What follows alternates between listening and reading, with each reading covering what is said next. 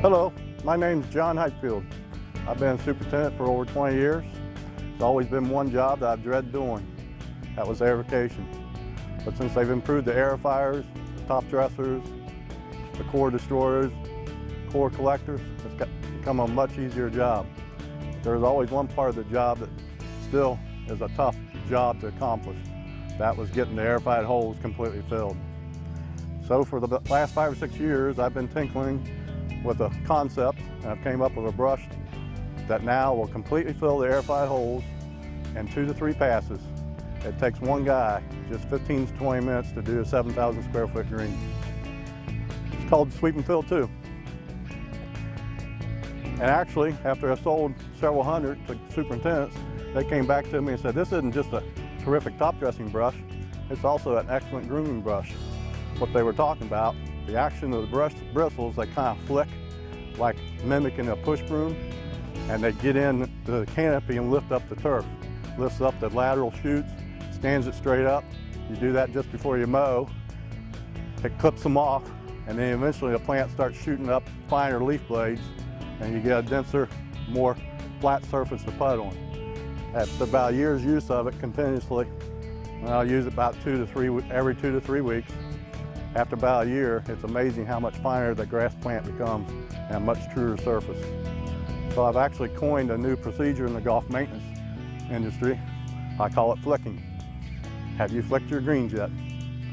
The upcoming video is an instructional video on the Sweep and Fill 2.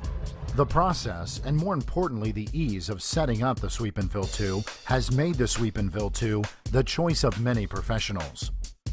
Now let's talk about the setup. Level the towing vehicle. Attach the Sweep and Fill 2 to the towing vehicle with the Sweep and Fill 2 in its lowered position, which means transport wheels off the ground. Adjust the height of the clevis bracket to maintain a level frame and a level tongue in relationship to the ground. Adjust so frame and tongue are within a ½ inch of the same distance from the ground. Do this by positioning the 4 5/16" bolts into holes required to maintain a level frame. Adjust the 4 height adjustment bolts to brushes, leaving 1/4 inch space between lock nut and the top of the spacers. Adjust the chain tension, maintaining a ½ inch slack in the chain by loosening 3 3/8" bolts on the slotted sprocket bracket and slide bracket up or down to achieve the proper tension. Remember, all adjustments are done with the transport wheels off the ground. Raise brush to transport position with 3 to 4 inch ground clearance. Now you're ready for brushing. Grooming before mowing.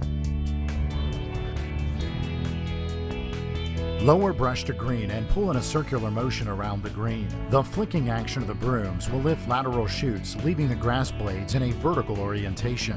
This action opens the turf canopy for better air circulation and healthier turf. After 3 to 4 brushings prior to mowing, grain will be virtually eliminated. After several more brushings prior to mowing, the grass will become denser with finer leaf blades, therefore producing a truer putting surface. This procedure is also excellent on approaches and fairways, leaving a tighter, more vertical grass plant for tighter ball lies and healthier growing conditions. Using the Sweep and Fill 2 for grooming has virtually eliminated vertigrooming and verticutting. The results are more effective with less stress to the plant. Filling aerified turf. Sand requirements will be less, 25% to 33% less. Ideally, you want to place more sand in the center of the green with a lesser amount of sand to the perimeter of the green. Brush the sand by pulling at a fast walking pace. A slower speed does a more efficient job, will save time in the long run. Fill center holes first, then circle outward to the perimeter of the green if the volume of sand is equal to the volume of the airspace in the coring holes.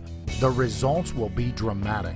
Too much sand causes sand to build up on the surface and requires more brushing to clean the turf surface. The continuous flicking of the brush bristles lifts the turf canopy, placing the sand into the crown of the plant and completely fills the aerified hole without bridging. Dry turf and dry sand provide for more optimum results. It may require 2 to 3 passes for excellent results. After 1 pass, after 2 passes, after 3 passes. Brushing routine top dressing.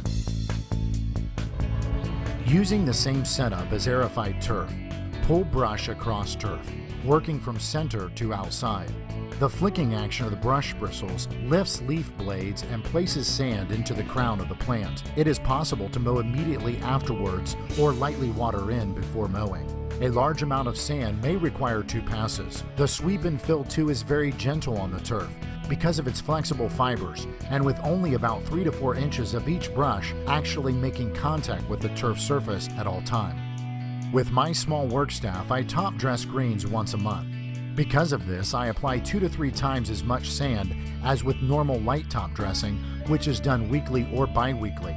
I feel agronomically the results are just as beneficial with less labor spent.